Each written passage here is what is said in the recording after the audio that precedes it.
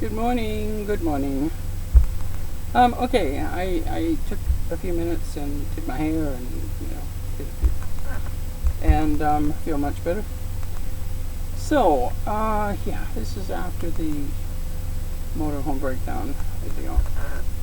And this is me talking about my eye again, yet again. While Gary's away getting, hopefully, a new battery. I think he's gone anyways. No idea. He kind of went out the door and he didn't say anything, so I don't know. That was when I was still talking on the last video. Okay, so my eye. Went to see the doctor. Don't have my dates in front of me, so I'm not really sure what date it was or anything, but we went to see the doctor. We had to go and I had to do the peripheral test. It's called a gold something peripheral test. And I had to do that, and what that does is it shows them how much damage there is to your eye. And this eye is quite damaged, according to the picture they showed me that had been done. This eye is still pretty good. It's still, not damaged. But this one is really damaged, especially on this side, which is why my peripheral vision on sort of here is non-existent. And it's also why I can't see even the biggest letter they've got on the screen anymore. And I'm a believer that stress does a lot of things, and I think that the type of stress and the stress we've been living under for the last year has probably increased the damage exponentially over this year. But there's not a lot I can do about that. This is how we have to live. For now, anyway, and unless something changes drastically. So, I went to the doctor and he showed me all that. And on July the 9th, I think it's the 9th, I'll be going in to the hospital again. And the hole that they drilled in my eye, they need to make bigger. Because they can't do the cataract operation now, and he doesn't want that to be causing problems with, increasing the pressure. We have been able, with all the meds and with that hole, being able to get the pressure down a lot, like in half. Now it started off at over 50.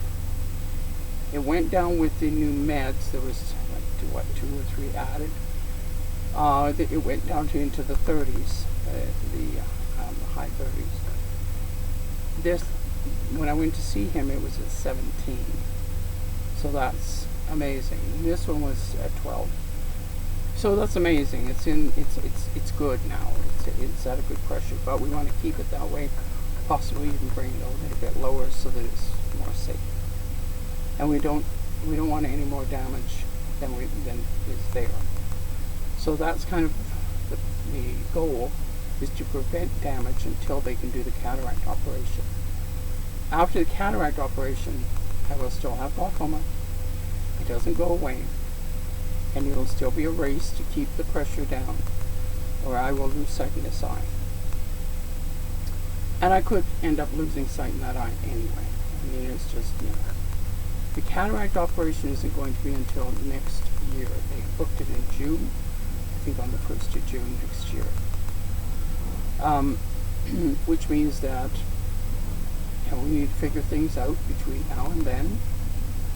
And we're going to need to be back here to get that done. Now, if we've moved out of province, that all could change. But if we haven't, we just go away for the winter and then come back. Anyway, yeah. So this high stress living that I am forced to do is not helping anything with my eyesight. But I am, trying to keep my spirits up and trying to keep going and trying not to worry too much, because that only increases. Sorry, I have the wrong number. Anyway, yeah, so That's basically the update on my eye. So it's going to be drilling this hole bigger on the 9th.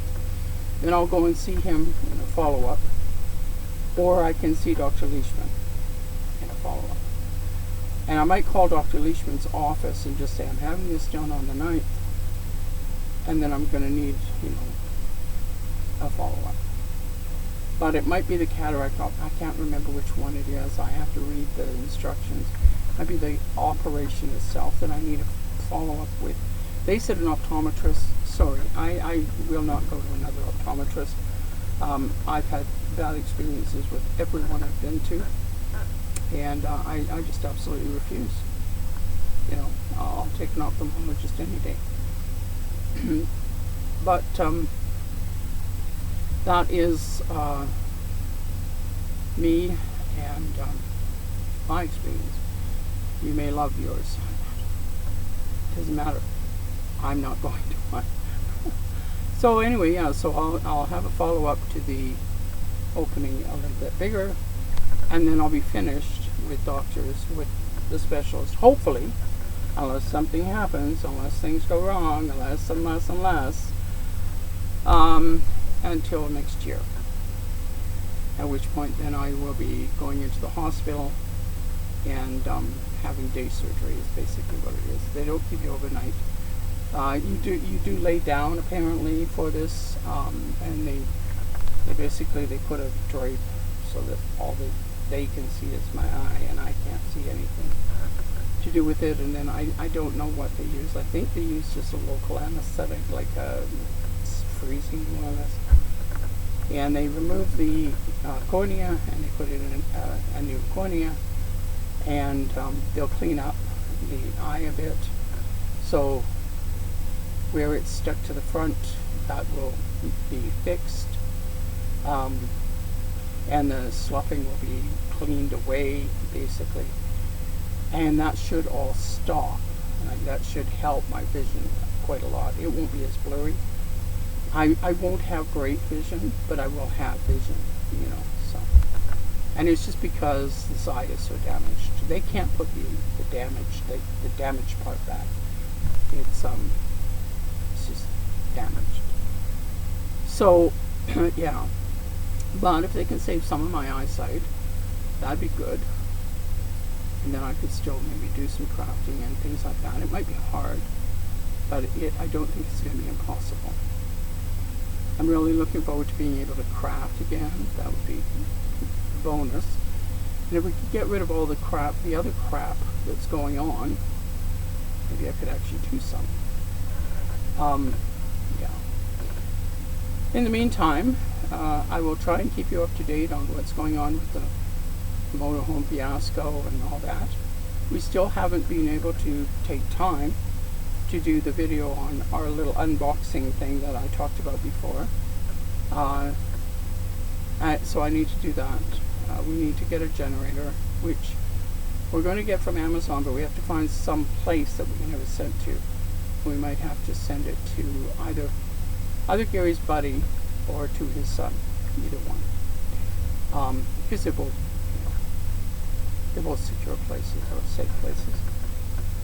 And then just go pick it up, and then we'll have a generator. We'll need a spot to put it in, but we do have an area where we have all those little appliances that we bought, all the dash minis and the little appliances that we bought. And so we do have an area underneath that once we bring all those back into the house, we've got a place for a generator. And the generator we're looking at will produce 4,000 watts top, about 3,500 running, and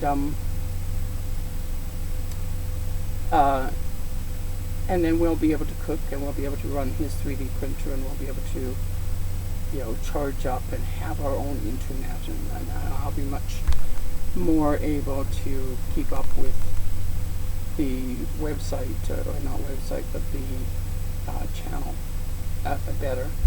I'm also thinking of putting up a website, of actually doing a website, and putting some of the things onto it that I have to sell, that are collectibles and things like that, and selling off some of those things too. So I have a plan to do it. I just, you need to have the generator in order for me to be able to do that, because if any of you have a website, you know that you have to do stuff on it all the time. Like, it's not just put it up there and away you go. I know I could sell on Etsy, but their fees are ridiculous. They got a fee for this and a fee for that and a fee for this and a fee for that and a fee for this and a fee for that. I mean, it's just ridiculous, the number of fees that they have. I don't know how much you'd end up with out of a $10 item, but it sure as hell wouldn't be very much. It's a percentage, and then it's a dollar. It's an amount, and being in Canada, there's there's more fees because they're U.S. based, so they do, U.S. money, and then the conversion to Canadian for me getting my money, they charge for that too. So it's just, yeah. I looked at it and I thought, well, that's insane. I am looking at, there are some others that have website, bases that you can sell on to build your own website. There are other places that I can sell, and I know Etsy has a lot of people go there. I mean, I go there myself, but I look for downloadables. I'm not looking for something shipped to me. And that's another thing we have to take into consideration is the shipping and, where do we keep things. And right now we have it all with us because we didn't put it in storage like we had planned on doing. So it is kind of all with us. Now if I can sell some of it off, and it being collectibles, it has value. Like it has, some of the things have higher value. Some of the bracelets I have are $75 and $100 for, their value, because they're from the 70s and they're like new, and they're heavy. I always look for heavy. I try and find brands if they've got a brand. If they don't, it doesn't matter, because a lot of companies back in the 70s, 60s, 50s didn't necessarily brand because it was costume jewelry. But now it's got value to it. Like, now these were expensive things originally in their day, but expensive means something different back then than it does now. So they do have value, and a lot of them were, some of them that I had on sale in the market that we were at, in the flea market that we were at, I had underpriced them a lot, like half what they were worth online, because I wasn't going to be able to sell them there for that price. But I did sell some jewelry there. I know that on Etsy jewelry is a big thing, and I might put the stuff on Etsy and just take the chance. I do have a shop there set up that I have nothing on, basically. But I could put things like the jewelry might sell well on there. So, and it's fairly easy to ship because it's a small package. I have boxes that are jewelry boxes for bracelets. And I have some that are more shallow, and I have some that are higher. They're those white boxes, and I bought them years ago when I was making jewelry. And but I've never sold a large amount. I've never made a name for myself, because I've always just sold at little craft shows and things like that. I sold a few, like people would like what they bought, but I was always selling, underpricing my things and things like that. It's just a lot of crafters do it. You've made something really beautiful, and people would probably pay a higher price, but you're afraid to put that higher price because you just want to sell the stuff, like, because you need the money. So rather than, putting it there for a higher price, you put it there for a lower price hoping to sell it, And I mean, I used to sell, when I went to, there was one show that I went to yearly for 2 or 3 years, and I used to sell out on my jewelry, because I always had really pretty jewelry. Just, it was just beads. I mean, it was nice beads though. I had some that were metallic looking. I had some that were actually metal, but they were a lightweight metal. And I had some that were like glass, and I would wrap the glass in wire. I did some beautiful jewelry, made pendants and things like that. And sometimes I wouldn't have a chain, but I'd just have the pendant part, and I'd sell that. And I used to sell out in my jewelry, and then I'd have a few other things. Like I made soaps for a few years, and I made like different creams and things like that. And I'd sell a few of those, but I'd sell out the jewelry. So jewelry is a big seller. It's a big thing, and it always has been. But I just need to get my stuff put someplace and start selling it, because it does have value. I still have my jewelry making stuff in storage. Everything is in storage, pretty much. I think that's why I'm hanging on to stuff here. Like I don't want to give up my paper crafting, and I don't want it all in storage, because I'm tired of saying that it's in storage. That's why I need a reasonable sized place. Even our 2-bedroom apartment wasn't quite big enough for everything we owned. We had big storage, like, it's so stupid. And it's not like, don't tell me to get rid of my stuff, because there are things in there that you have no idea what I own. You have no idea what I have, and why I have it. I have things that nobody has. Nobody. They're mine, and they're only mine. And they were made special for me. And it's that kind of thing. I have lots of things like that. Yeah, I've worked in many, many places. And I've done many, many things, jobs. And, my last stint might have been secretarial. But that certainly wasn't the only thing. And that's why I have knowledge. I have knowledge of a lot of different things. And that's why. Because I've worked in different places. And even when I was doing secretarial, in the one company that I worked for, I was what they called a floater. So I was casual. And I would work 2 weeks there, and maybe a month there or two, or when people went on holidays, when they were off sick, when they were on pregnancy leave. All of these different things need somebody working in place. And I was known as a person who could walk in and do the job, because I knew how to learn. I know how I learn. And everybody has a way of learning that is either fast or really slow. You learn your fast way of learning, and you can learn anything. You really can.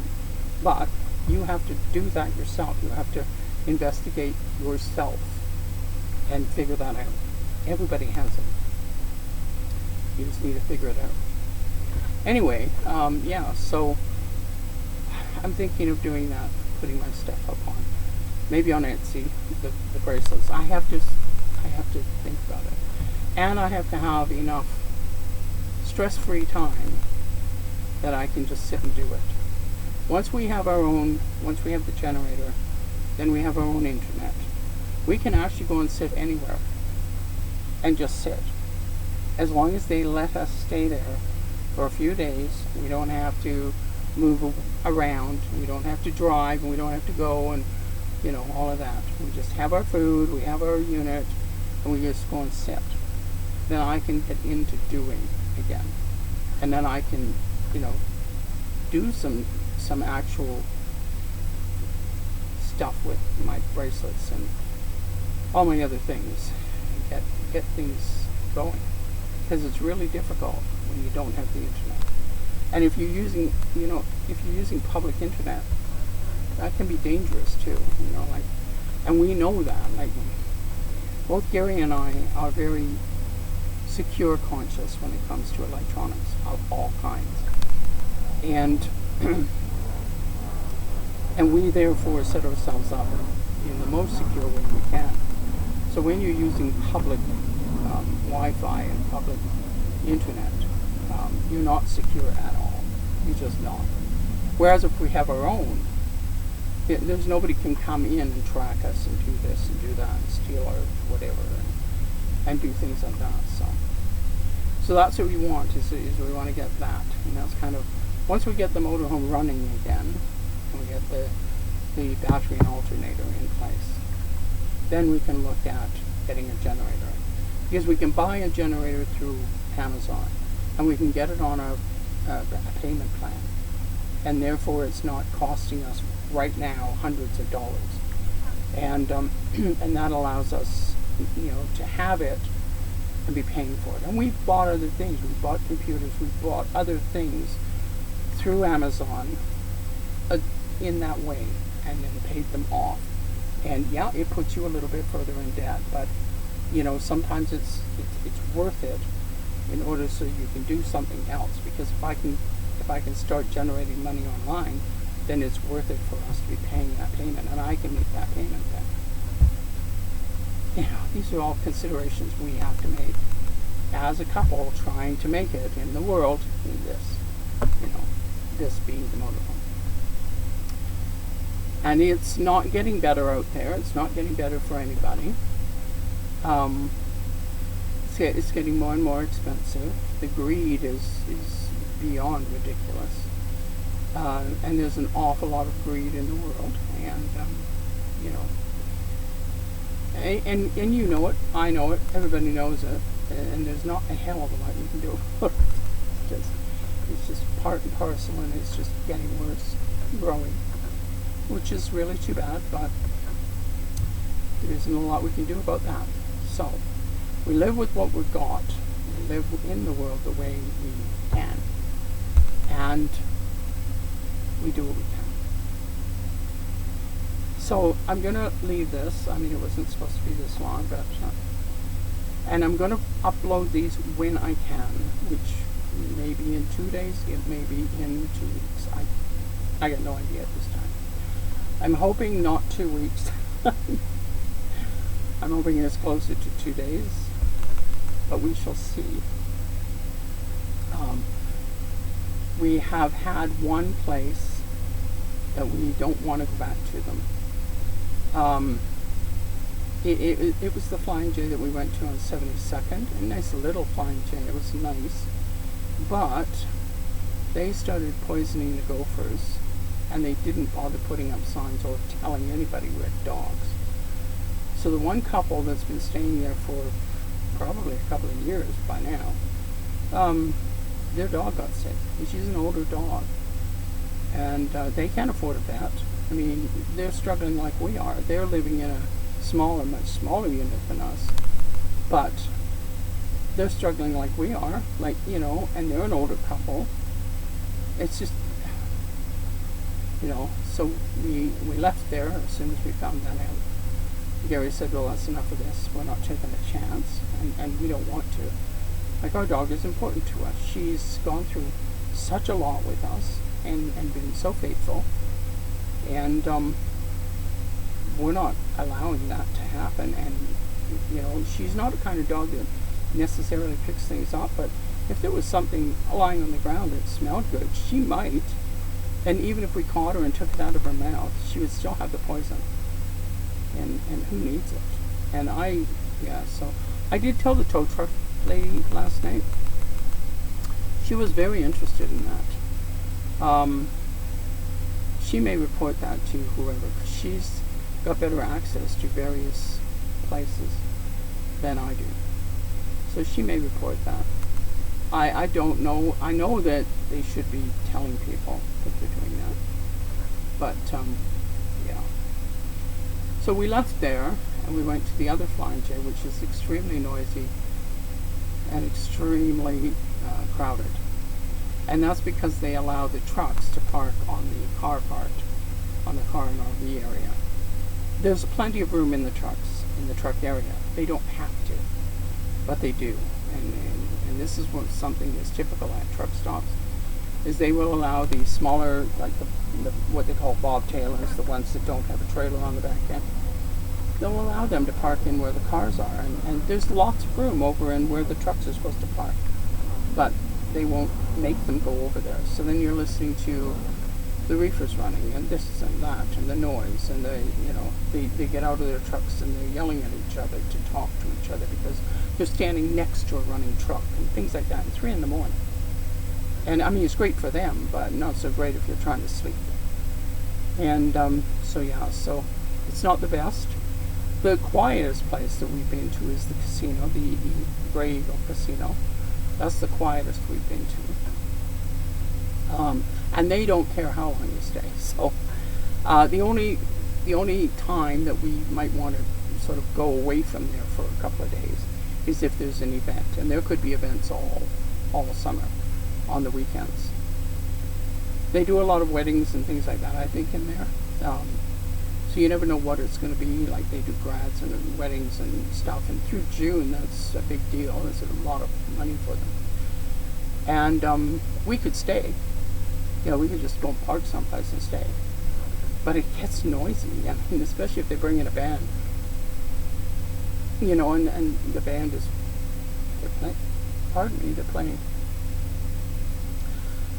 So there is that, and we know we can go there and we can stay there, but we do want to kind of move a little further north as well and check it out and see what's there. Is there any place that's good for us? And it has to be good for us. That's what we have to do. That's what we're looking at. Is there any place that's good for us? We know we can't, well, we could stay living in Alberta. The winters are really cold, so we would have to leave in the winter, like we did when we were in the other motorhome. I don't know how far this thing can go. I really don't. I have no idea how far this would be able to travel. Is it going to be able to go down through the mountains, into the states, into the southern states, into the warmth? Then we have to get someplace where it's not just warm, but it's, you know, we have to be in California, where it's warm and moist, like humid. And maybe Mexico even, you know, but I don't know if this thing would go. This is the problem. If we were going to Mexico, we would want to make sure that we were going into a North American people's compound type of place. That's so that you didn't lose everything. You got to be in a safe area and things like that. You know, and we don't know where to stay in California. Like, we've got no idea. Never been there, have no idea. We know if you're out in the desert, there's mesas and things like that you can park on, and nobody bothers you. They don't care. Having our own internet makes a big difference. Having our own generator makes a big difference. We had a generator on our other old motorhome. It was a Class C, which is the kind with the thing over the top. It's not like the high-rise van with the thing over the front. That is called a Class B. Class C is the one that's got the thing over the top of the cab, and then has the unit on it. And some of those are getting huge. My gosh, I've seen some of them really big, ridiculously big. But we don't need big.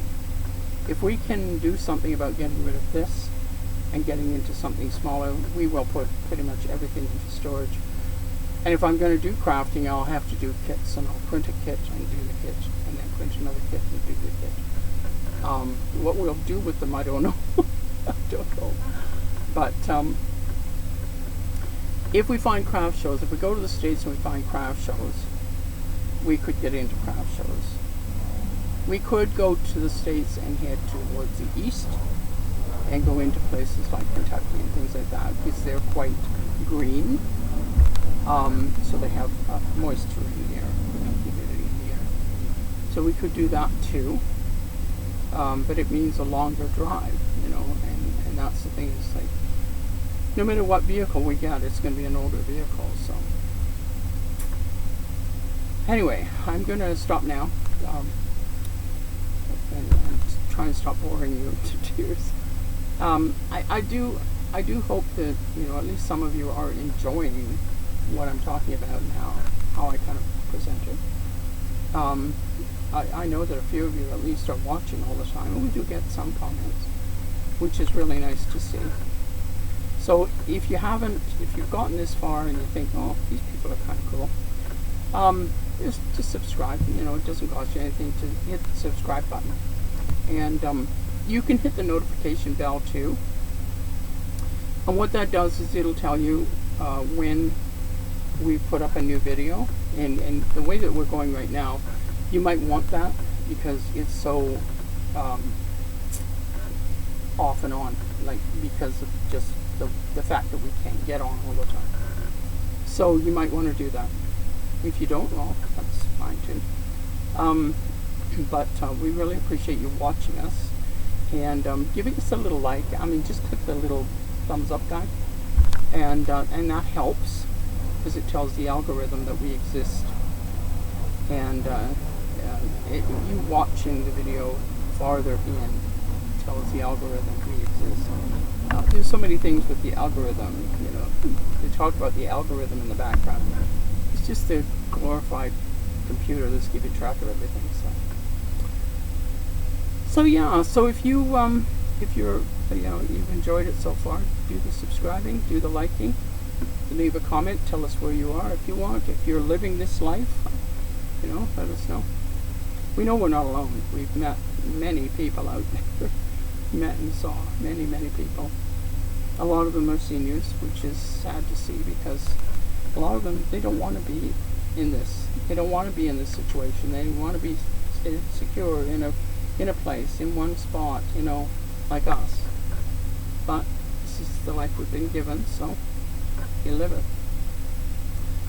So you take care of yourselves, stay healthy, and try to be kind, It's always good. Bye for now.